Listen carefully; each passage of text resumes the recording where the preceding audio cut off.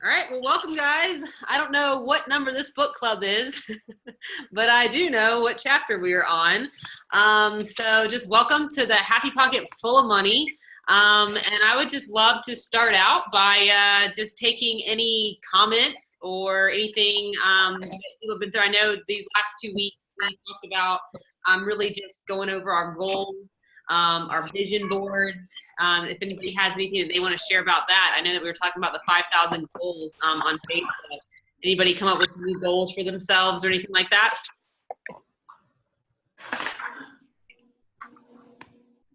Do, do, do, do. Anybody? What about new visions? Now we got to get to work. Hi, Casey. How are you? Hello, yay! Hey. Well, I always have new goals because things are always going through my head and going on. So I've made an effort to try to write down 2 a day. Sometimes it's more than that, but it becomes difficult because a lot of times I'm talking to people, so things come up, but then I have nowhere to write them. And then when you come back to it, you forget. But I'm at 168 now, so I'm just continuing to build the list, and I'm like not making it like a chore or anything to do. It's just one of those organic things for me. It's just when it comes up, I have my handy dandy planner now, so then I just write it down, and the vision just continues to expand. It hasn't changed, but what I'm finding is the way that I'm approaching it has changed. I love that. I absolutely love that as far as the vision is, it's not changing, it's just expanding, but the way that you're looking at it too, which is also the exponential growth too for it. And I think that I just kind of had an aha moment with you saying like, not just writing it down as it comes to you, maybe not having dedicated time necessarily to sit down and say, okay, think of 5 new ones and write them down today. Because when we're in the moment or we get those aha moments, that inspiration, just that active inspiration. Yay. I love that. Hold on, let me. Are you ready to go snowboarding this week, Mom? I muted myself. I'm trying to remember that. Just because we have some beautiful background noise. Music. All right, there we go. So hold on, and Billy, let me ask, do you have anything else that you want to say? Because you're unmuted. No, that was it. That was the main thing for me. I think it's just not forcing it and just letting it come to you because it comes. And when it comes, then that's when you kind of embrace that moment, write it down, then move on because it always comes back around. You always come back around to those things. Amen. Amen. Anna, to raise your hand, you just go to participants, and then the raise your hand is down there. So you're unmuted. What's up, Mama? Well, I had a really good experience last week or the week before, and because you and I think are both known for having our laundry list of visions or goals or whatever. And this time, I actually wrote it out as like a narrative, and it was.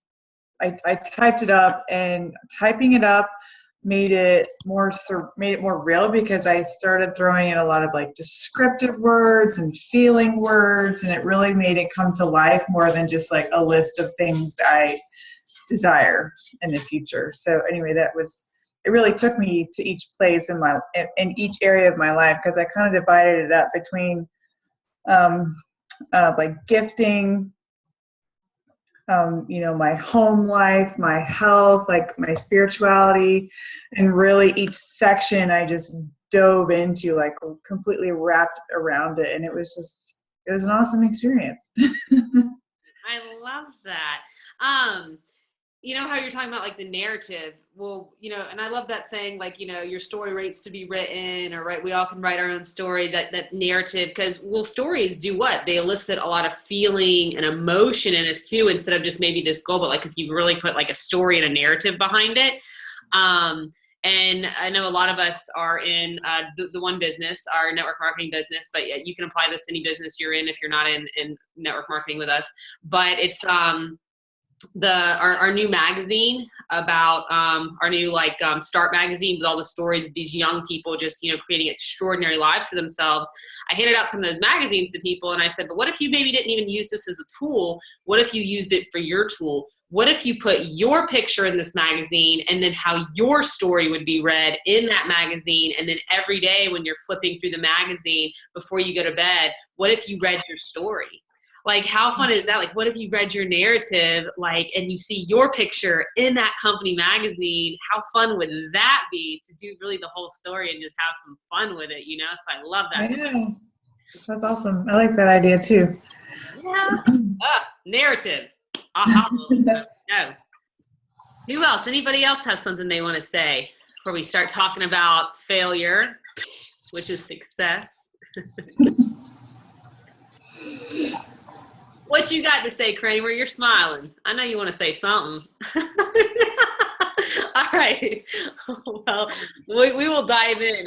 First off, there was a question too, Sarah Ashley. I don't know if you're on, but this is being recorded, I believe. Yes, it is.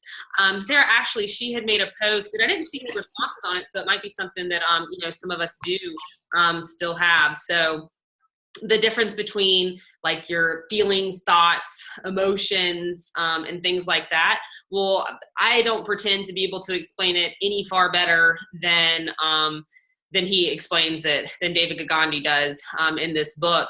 But a book that really helped me was Feeling is the Secret, because it's the feeling that's actually going to emit out the vibration, because our thoughts have to influence the way that we, kind of act too.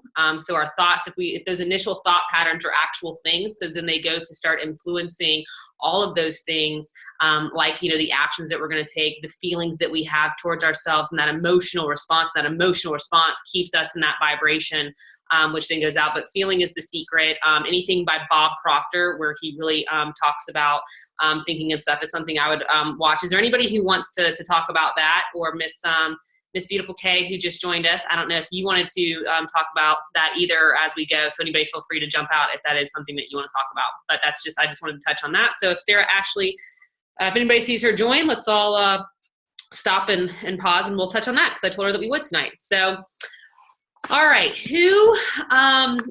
I think chapter 12, there's no, one of my by far favorites, because I think it really talks about something that so many of us are afraid about. How many of us can relate to being so afraid to fail in something that we don't even start, because we feel that we're failures, or we're going to fail?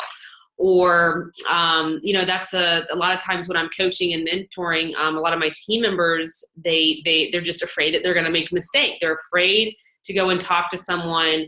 They're afraid to host a launch party because they're going to mess up, or they don't know what they're going to say. It's this whole notion of failure, that if we're not completely prepared for something, then we're going to mess up and fail, and then we're just not going to succeed. How many of us, get to relate to that? Who wants to talk any at all about what they felt on You Can Never Fail? Maybe an example or something like that you read. As far as that, I'd love to hear from some of you guys, just as far as, because truly, duality, we can never know success if we have never known failure.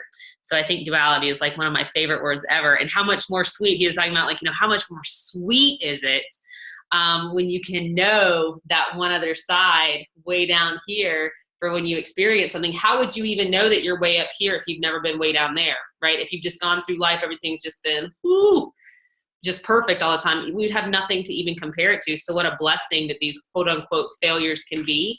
But I think for me, one of my favorite parts in this book and in this chapter was on page 154, where he talks about, it was on the second part, where it says, often the greatest opportunity to be all that you can be lies in your darkest hour. Your worst moments are often your biggest liberators, your highest teachers. Oh my gosh, and how true is that? Totally our highest teachers. Do not fight and resist them when they come. Instead, look into them for the lessons they hold, the liberation they bring. Suffering is always an indication of error in thinking. You are not designed to suffer. You are designed to enjoy life. And, also on the top of that page, I have this too, the most common cause of failure is the lack of clear and focused goals and visualization. We got some hands up. All right, Miss Cindy Murphy, go for it. And then we got Kay and then Tiffany. Hey y'all. I love what you just read too, and like right beside it, I have written, everything is happening for my highest good, and that's what that tells me. Even if it's dark, it's happening for my greatest good, because it's success. But what I wanted to talk about was on the very first page of chapter 12, where it says, failure, when used without fear as a learning process, is what eliminates weakness and builds strength in thought and character. So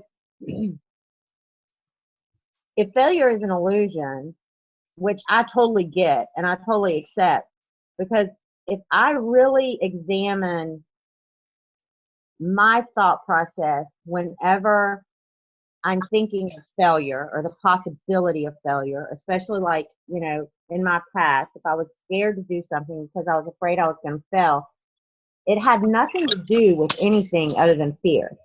It had everything to do with fear of what other people would think, or fear of, it's like the cat that falls and then looks around, like, because it's all cool if nobody sees, And that's kind of like, that's kind of how I felt in my life a lot of times, is like, what will they think of me? Or that's what if I trip? And, just that whole thought process. So thinking of failure like as a learning process, but it takes that elimination of fear. Because once we take fear out of the picture and replace it with faith, then we can walk through whatever, and it doesn't matter if we trip, because it's for our highest good. There's a lesson to be learned. There's whatever. So I love that. I love that recognition for me that it is all about the fear and not really about the failure. Because failure's not real. I'm just scared sometimes. What other people do. And it's building our character. It's essential, and it's critical to success that we seek. Failure is truly a successive moment, what he goes on to say there. And then right above that, all life is a success full of successful moments, and failure is just nothing other than a successive moment. But because of what society has been placed in us, or whatever paradigm we're living in, that's truly it. So love that too. That's all I got. Thank you. Thank you. Miss Kay. Hello, everybody. I loved hearing the things that you shared, Cindy, and the passages that you read, Casey, and it just got me to thinking about, the going deeper into understanding that failure is not real. When I think of that, what just comes into my mind and bubbles up is really when we really sink into the understanding that we truly are one with all that is, that when we understand that the universe is the physical manifestation, the outpicturing of the mind of God, and that each of us is a unique expression and a part of that manifestation, and that in every living thing, there is already a seed of greatness encoded within us.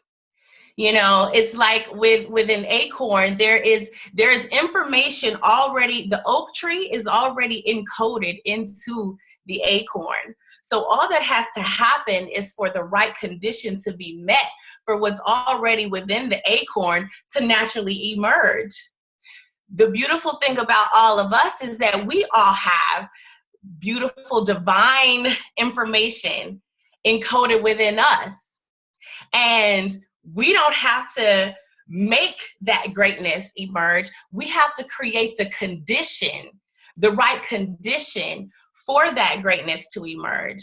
And the way that we create the condition is through our spiritual practice, like what we are doing here. We're studying, we are, discussing, we are imprinting these things into our minds.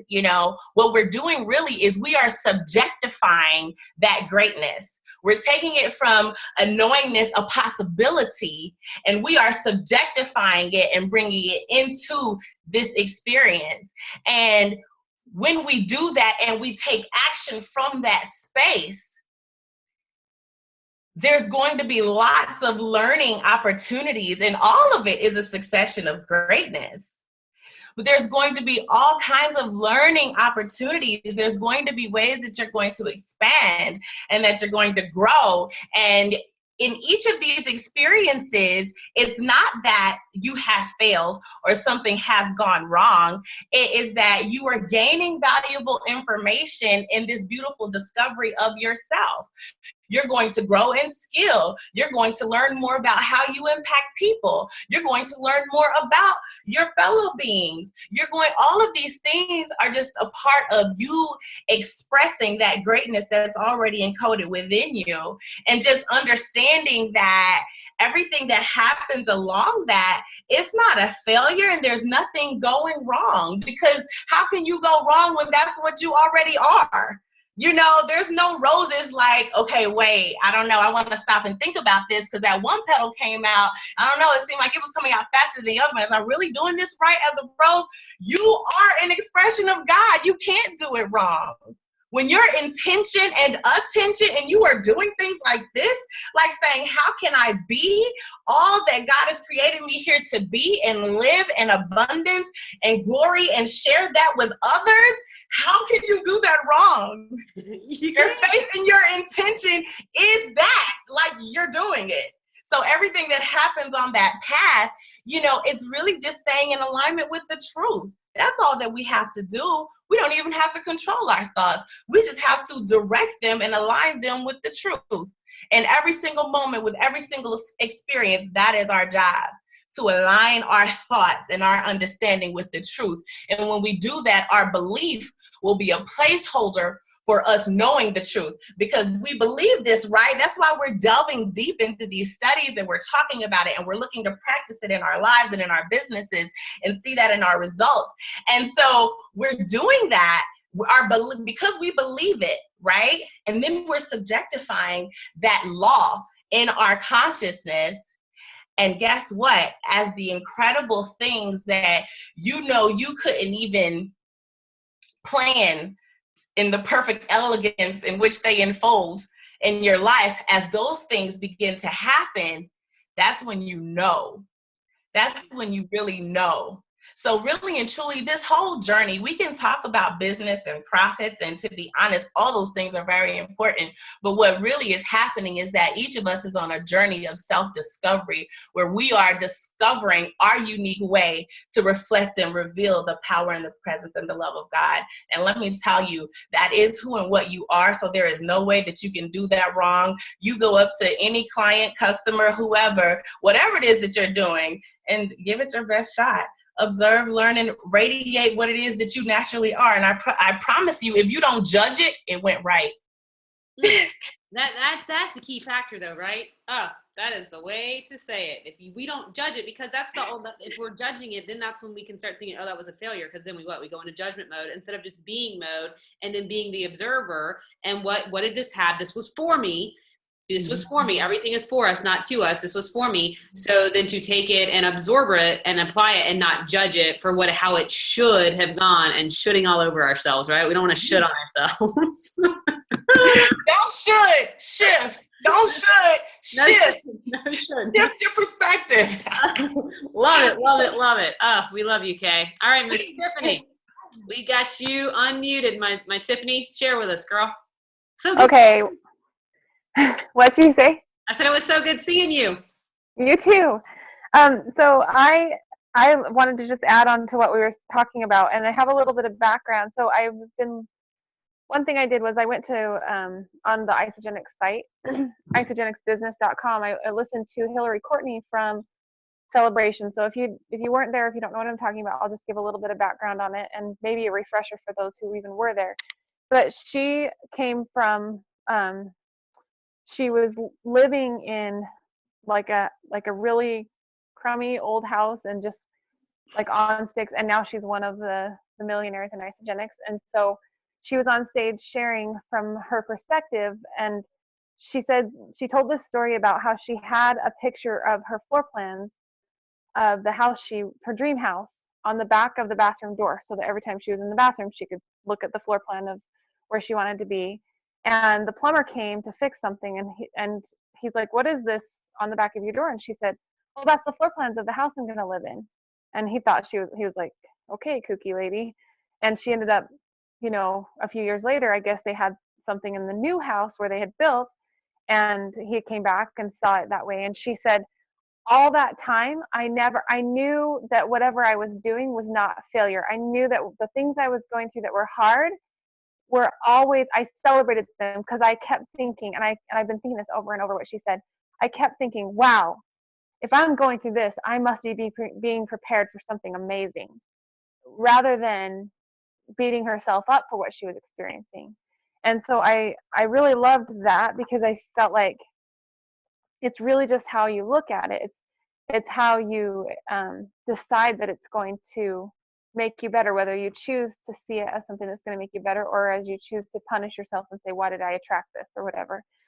And then I've been listening to the book that David Gikandi recommended, which was The Astonishing Power of Emotions.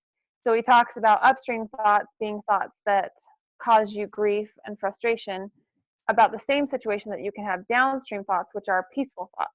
So downstream mean like going with the flow, law of non-resistance kind of thoughts. And it really helps me understand the law of non-resistance so much better, because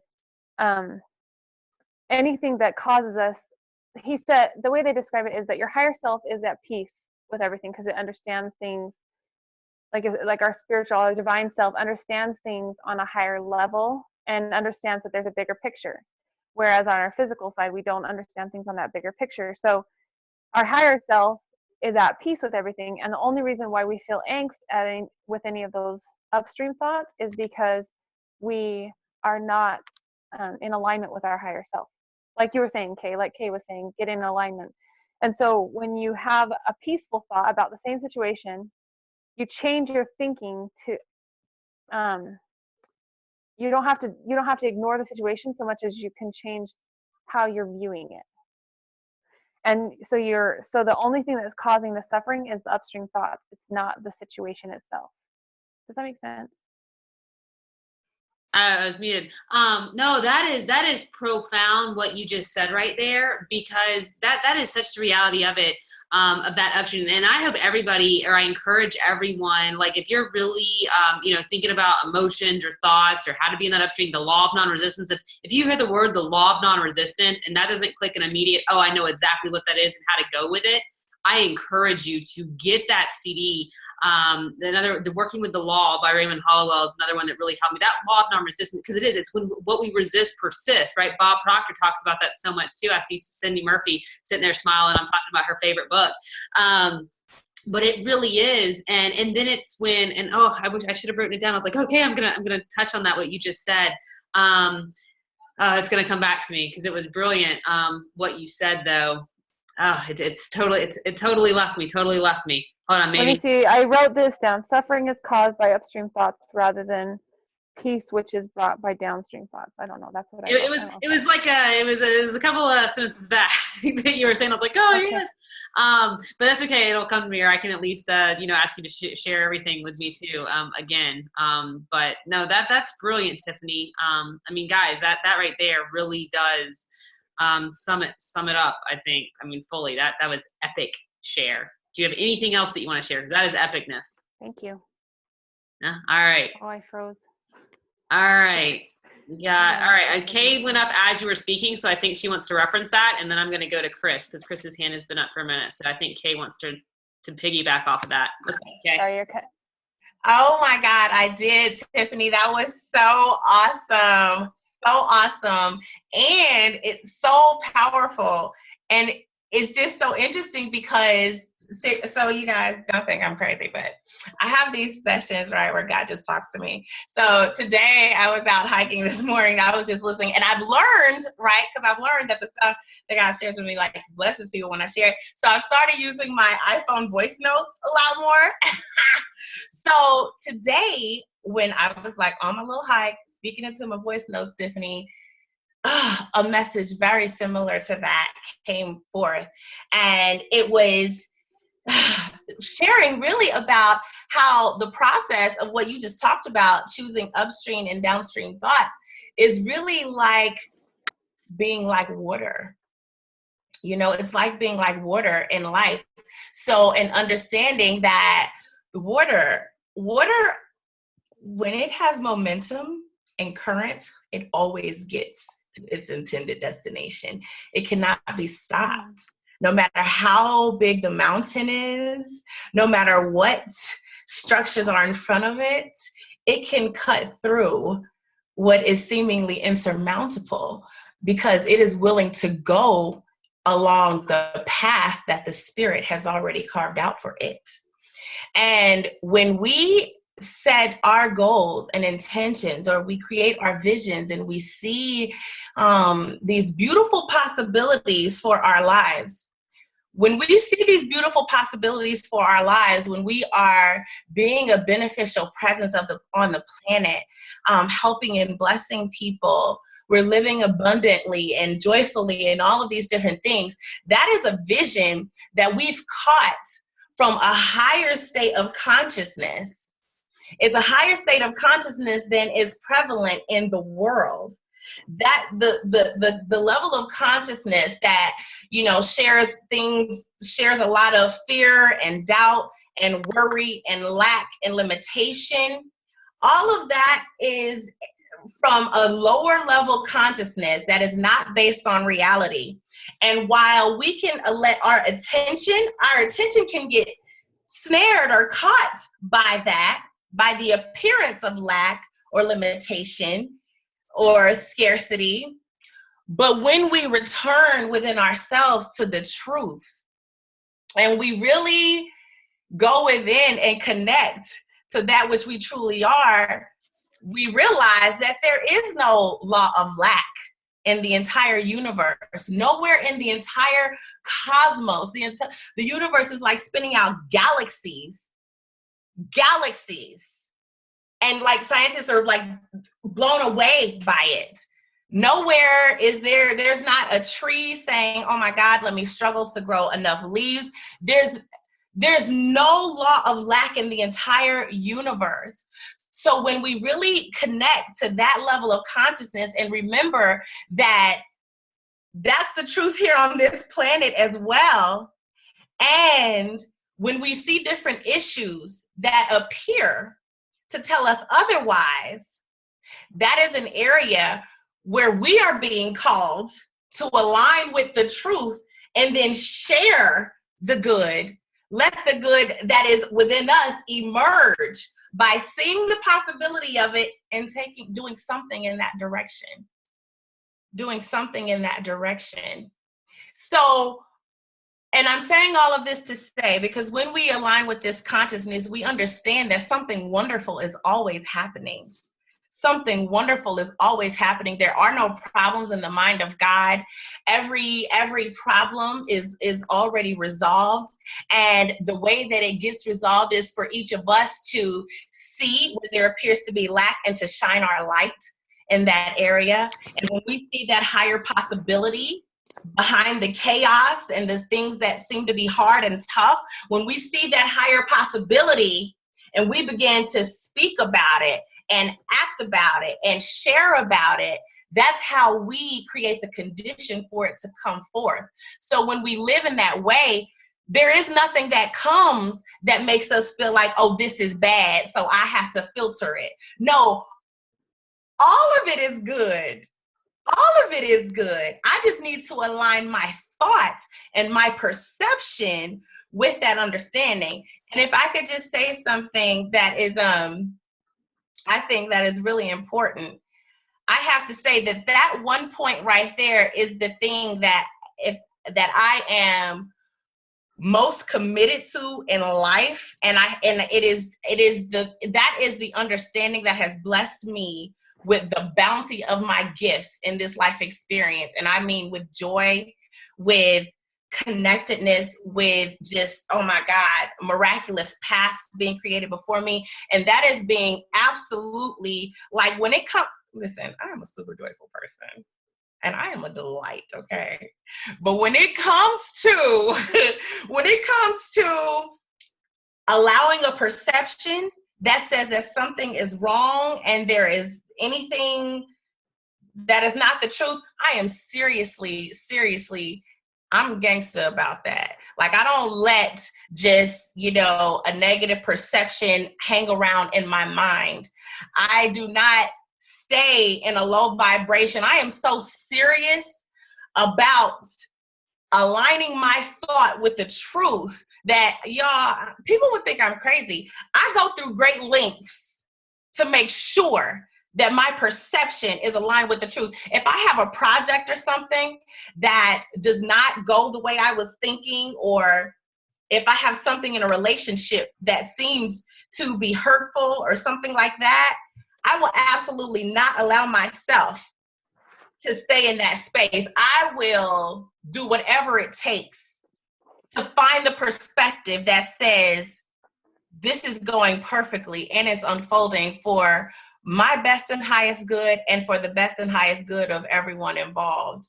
Like, that if I could just share anything that would bless anyone to achieve whatever goal that you want, it would be that. You can use that in business to know that whatever happens when you take steps from the space of understanding that you're looking to be your best and highest self, and understanding that there is total abundance in every area of your life when you come from that space.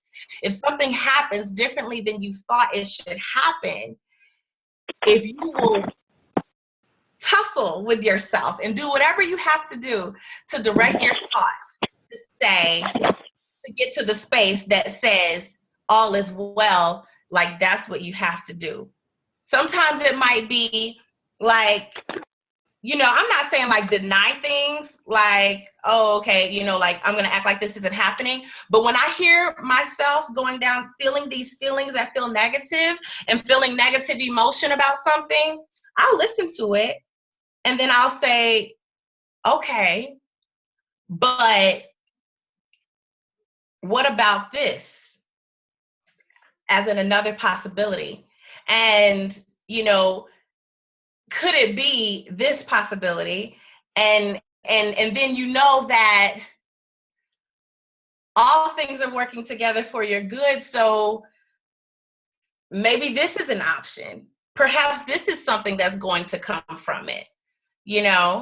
Perhaps this person was moved away. I think that's where if we truly have 100% faith and 0% doubt that are in our vision, right? If our vision, and we know it in our core that, okay, this is going to unfold for me. We never have to worry about what's in the past because it's for us. It is all for us. So you don't even have to go there. And I love how you said that's what you've made your number one focus, is to not let that in and to completely remove yourself from anything in line. Yes, and to be willing to really go in, I think, Casey, to really go in and have that conversation with yourself. Mm-hmm. To be able to let the higher part of yourself win that conversation. And I'm saying it like this because sometimes people will say, well, no, just don't entertain that thought. But sometimes they can be persistent. And sometimes there's understanding there for you. And sometimes there's the understanding of a different block you've been having. But you have to be willing to go in and have that conversation already knowing who is going to win. You just brought me back to Tiffany, getting honest with yourself, because when we start to really understand this stuff and we know that we are the cause of every single thing in our universe, even if it's in our world, even if it's something maybe we don't truly want to desire to see at that time, but yet we're seeing it. Well, I couldn't have caused this. That's not what I've been wanting. Why on earth is this showing up? And it's easy that we could like get upset at ourselves because, especially because we know that we're causing it, right? Truly, we are causing everything, but we're also causing the successive failures to allow us to succeed. But that's why it's just keeping just that water and being able to flow with it, and not getting upset at ourselves, being that observer. And that's really what they talk about, what David talks about on page 155. And he talks about afterwards on the second paragraph, after he talked about that, he said, when you look within to find the error and thought causing your suffering, always look with humility so that your ego, right? Ego stands for edging God out, does not interfere. Look with sincerity to find truthfully. Look with no self-pity or mercy. Call a spade a spade. Remember, it is a private exercise. No one else will know and ridicule you. So feel free to be precise and honest with yourself. That led in perfectly. Brilliant, Kay. Brilliant. And yay, I knew it was going to come back to me, because we were talking about, getting upset with ourselves. And we know that we're the cause of the error, but it's looking at it, to learn from it and not beating ourselves up. So, all right. Miss Chris, my love, I can't wait to spend time with you. Share with us. You are unmuted. Okay, I just wanted to point out at the top of 154, what stuck out to me there were the words clear and focused when I talked about goals and visualization. So in college, I played volleyball, and this was a very, very, very long time ago, when we started to do visualization before our matches, like before anybody really was doing that, like visualizing, before games and sports psychology and that whole thing. And I remember how detailed it was as far as like watching the ball come into your arms and bouncing off perfectly into the next person's hands. And then it's perfectly, like set up. And it was like step by step by step, like so clear and detailed, that this just reminded me of that, because I think it's a challenge, especially when you're first kind of embarking on this new way of thinking, right? Like for however many years, like you just kind of let life happen. And then all of a sudden you're like, wait, if I can control this, that's, especially if you're, somewhat controlling like myself, it's like great news. Like, oh my God, I can actually like be in control of whatever I want to happen. But if it's not clear and it's not focused, it goes on to say that the universe literally lacks something to work with, so it does nothing. And there are some things that when I first started a vision board, I didn't really know what I was doing. I was just putting some stuff up there. And so I think it's great to know that like it is not as beneficial to have a goal that's just like, I want to make more money, or I want to be able to buy a house, or like that's vague. If it's not clear, it's not focused, like it is really important to take time and like really define those things in your life, because you want those images obviously to come through as you desire them. But I just thought, it can be kind of a challenge to really like, hone in on what does the clarity and the focus look like around those goals. It's a lot. You talk about 5,000 goals, like, okay, that's a lot. I mean, 100 and, is a lot.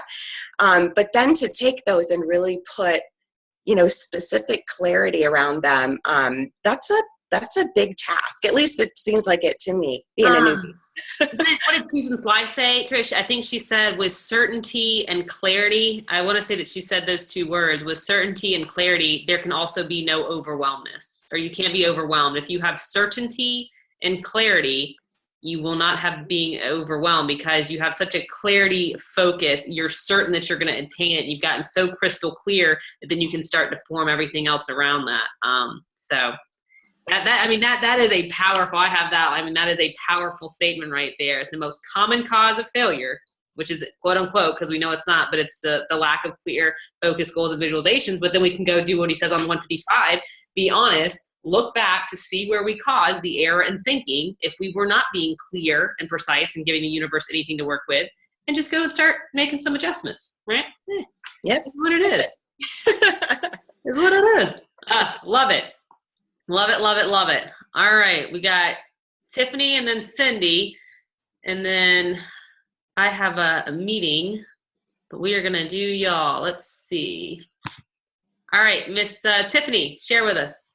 Okay. No, I loved that. I love that she just brought up the clarity, because I think, well, I think that you have a lot to offer to us sometimes, because the clarity, you say there can be no overwhelming, but sometimes it's hard to know how to get to that clarity. I don't know, maybe it's just me. I assure you it's But- not. Yeah, I was like, no. Okay. I assure you I have feelings of overwhelmness still sometimes. Okay. So I'm Like, sitting clear. because that's cool. But anyway, on page 156, I liked this. I think it summed up what I was trying to express earlier too. It says, failure is not failure as such. It is only truly failure when you accept it as the end. But if you accept it as a blessed part of the process, a part that helps you succeed further and know what this further success tastes like, it's like you can know the opposite of it, because you can know that you can know the dichotomy of it, like you were saying, what's that law you say? Duality. Yeah, so you can know the duality of it, like you can know what the success is going to taste like, because you know how that's why we have opposition in all things. Then you can never possibly ever fail, ever. Failure is an illusion. Stop fearing it. Love it for the gifts it brings to you. Oh, and I was going to say, so Cindy shared with me one of the coolest things that she does, Cindy Murphy, that I totally did ever since she's shared it with me, but it's from the Wayne Dyer 101 Ways to Transform Your Life. He says, in my world, nothing ever goes wrong. And she said, you can say it both ways. You can say it that way, or you can say, in my world, all things work for my good, or in my world, everything goes perfectly in alignment for me, or whatever works for you. But she told me, she says that 5 or 6 times in a row until she feels like I felt like, until you're in alignment with it, until you feel it, not just saying it to say it. And that helps you to get on that path again. And I can totally see that. Like, I feel like there's all these doors open for where you want to go, where you're trying to go, and then the only thing that's stopping you is not being in alignment with that. And that phrase, saying it over and over again, really helps you get in alignment with those open doorways. Yeah, for sure. And think about this, right? If we think about the end goal, right? Would you rather things be happening how you think they should be happening, and not then get to that end visualization, or maybe even as quick as you could have gotten there, right? Or would you rather to go through a lot of quote unquote failures to then have that visualization realized, right? So me personally, I'm like, man, throw it at me, whatever. I'm clear and certain on where I'm going, right? And I know that to be true. So I think that as we go, but that paragraph does, that's amen to that. Absolutely. I love that. All right, we got Miss Vasquez, and then we have Adam. Can you hear me? Yes, ma'am. Awesome. This chapter was really not necessarily an eye-opener, but then a reminder that it's all the emotions that we have, especially someone who is a recovering codependent. So in other words, when you know you're on your own, you're building yourself, and you have it all, you have all the support of everybody that loves you around. But then, of course, if you're a recovering codependent, that fear comes, right? Again, that you cannot do it on your own, or you have to hold the hand of that someone that you don't want to let go. So I really, really love this part on page 154. And this is my note, where it says, loss is usually the result of an error in your thinking. And of course, when you start thinking, it becomes an emotion, and the emotion becomes the whole, your whole reality that it's not a reality. So you want to be in the reality that you desire instead of the one that you have now. So I just totally love the note that I did back on the 9th of this month. And I'm saying to myself, wow, everything is in divine order, right? Because then you go back and like, what if I would have done it this way? What if I would have answered this way? What if I would have said this to this person? And what if I just would have not opened myself the way I have, because blah, blah, blah, blah, blah, because I'm just open myself so much. But then I said, I totally understand when you are aware and depending what it is best for you, for your soul to continue the learning path towards your higher awareness, then you either correct it or experience it better. You are light. So So at the end, it's, yes, you're going to have that because we're humans. That's the reason why we came here, to experience this feelings, because where we're not, when we're the actual higher self that we are, that amazing soul and light, we don't experience that only in love. And that's the reason why we chose to be here. So it is awesome to be aware and feel it, not dwell on it, but then still know that it's there and it's true. Everything, it's an illusion as time is, but then my reality, it's where I am, my happy place, which I tend to do that all the time, squirrel moments, but it's the fun part of it. Absolutely. No, I mean, without a shadow of a doubt. And I mean, you're a true testament, you know, and you know, I've seen your growth and everything, and it's just been such an honor to be on this journey. And I can see how this chapter really, you know, spoke with you a lot too, just with a lot of things. And like I've always said, you know, if there was a persistence award for starting out, I mean, and honestly, I mean, you're a mentor for me, Cindy, in a lot of ways, when I think about, you know, some of the things that you have personally gone through, I know, on this journey. And I've asked myself, would I have been strong enough to keep going?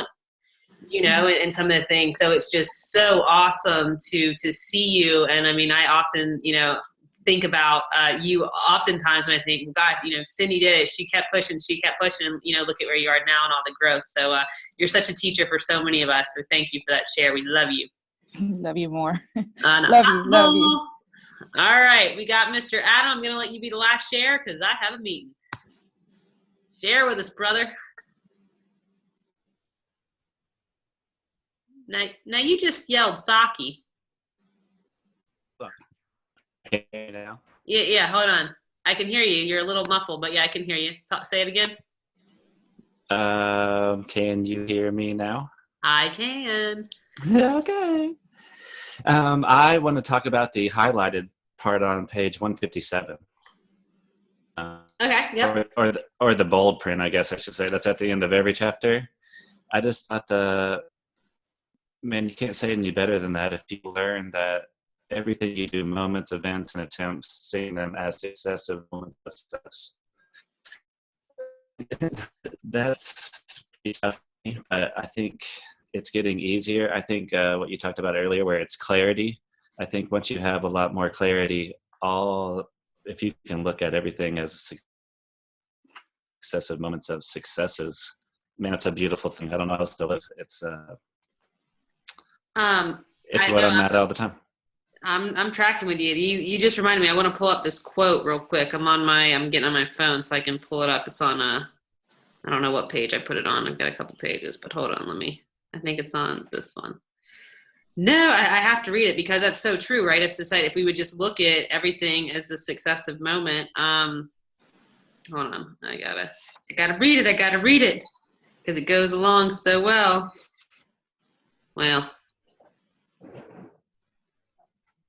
Well, I can't find it. However, I do know what it said something about. It talked about too, like what we now look at, like might be our it might be a challenge, or it might be it seems hard right now, or it seems challenging right now. One day is going to be just our warm up.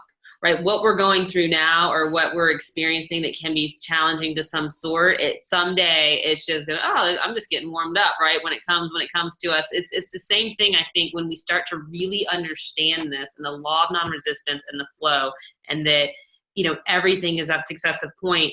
And I'll close it out with this. It says, failure is success. They are the same things, but on a different end of the spectrum of achievement. Just like hot and cold are different ends of the spectrum of temperature on a thermometer, failure and success are both different vibrations of the same thing. So what a blessing. Let us all just remember that.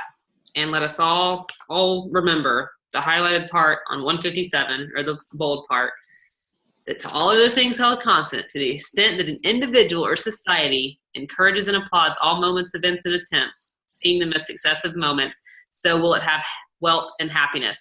So what we could do as we read this chapter, because all things are held constant, I encouraged and applauded all moments, events, and attempts in my life, and I saw them as successful moments of success. So I have health, wealth, and happiness.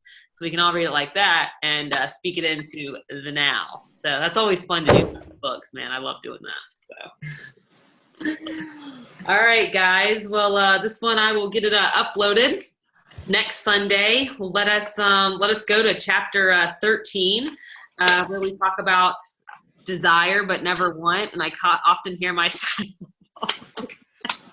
the word want and desire. So we'll talk about that. And chapter 14, I think we could spend about 5 on it, even though it's a short chapter. I think the Why Are You Here definitely deserves its own time too. So bring some goodies or some experiences to the next book club, and we'll talk about chapter 13 on next Sunday. And I'll be in the car, I think, doing the Zoom. So how exciting is that with Miss Chris? So that'll be fun. So, all right, guys, we'll see you guys next Sunday. Bye. Mwah.